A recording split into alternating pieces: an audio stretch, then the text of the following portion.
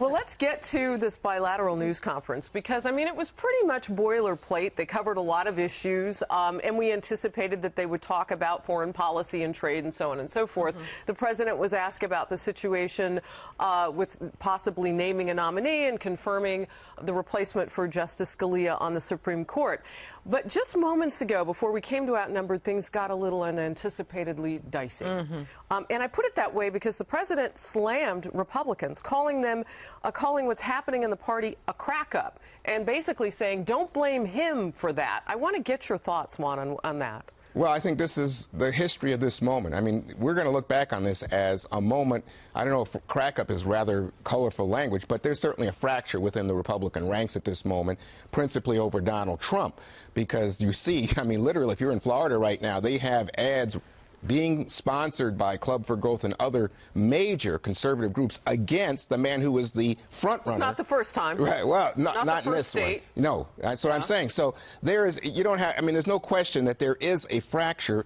I think of it in terms of almost a divorce, Harris, a divorce between grassroots Republican populists and the Republican establishment. And you don't think President Obama, as someone who has gone off, not more than other presidents, but certainly on big issues and used executive action in order, you don't think that he's played a role in maybe some certainly. of the divisiveness that exists? Yeah, and I think he spoke, I think he said that, in fact, he had referenced this. He has regret over it, and he referenced not the today, State of the Union. Previously. Right.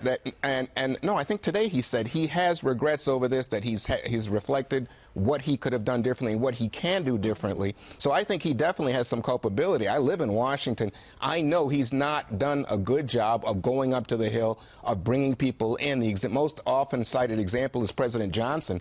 I mean, President Johnson would make deals with other people. Ronald Reagan, who I covered, Ronald Reagan would have Tip O'Neill in, two Irish guys, speaking of the time. I mean, those guys would sit and drink. I wrote a book about Thurgood Marshall. Now, Thurgood Marshall, the classic liberal on the court, guess what? He and Ronald Reagan used to tell jokes and swap all kinds of crazy stories. But not that kind of, if you will, bilateral talk with this president. Andrea, we are going to queue up that soundbite from the president in just a moment, but until that's ready, he said there are thoughtful conservatives in the party who need to consider what they want with regard to this fracture, this crack-up in the Republican Party. Well, I'm not sure the Republican Party should be taking advice from President Barack Obama. Juan's absolutely right. He has been a very divisive president, contrary to what he promised the American people he would do, which is unite the United States. He's exacerbated it and made it worse.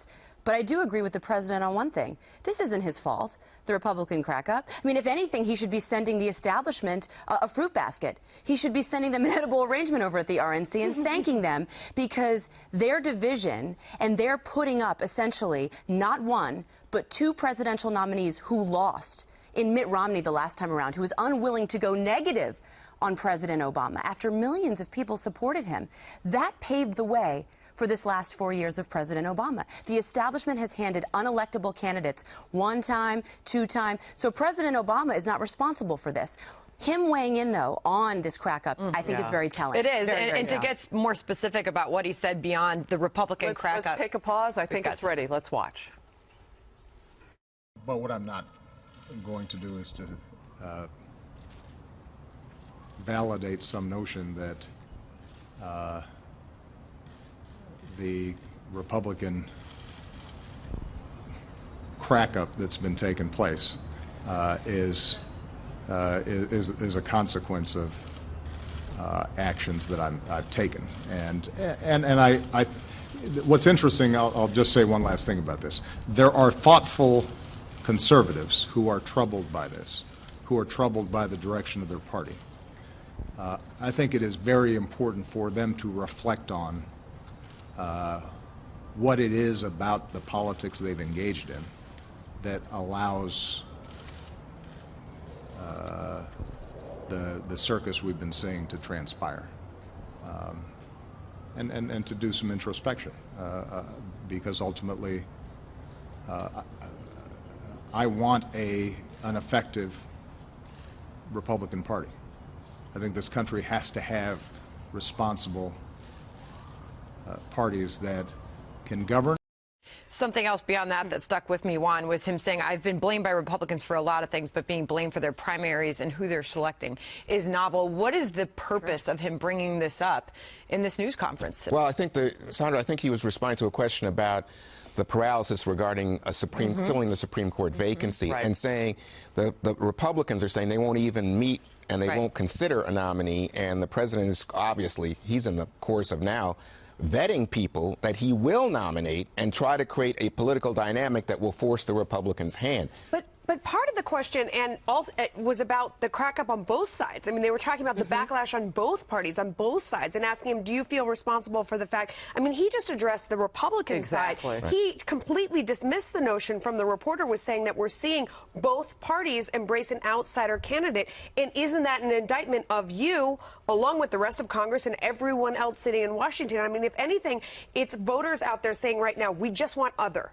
That's it. We want other. None of these people that are in Washington right now to count and not be drowned out by things like superdelegates on the left and brokered conventions on the right. So, Andrea, this was also an opportunity for the president to do something that he's done once before, and that is to talk about Donald Trump.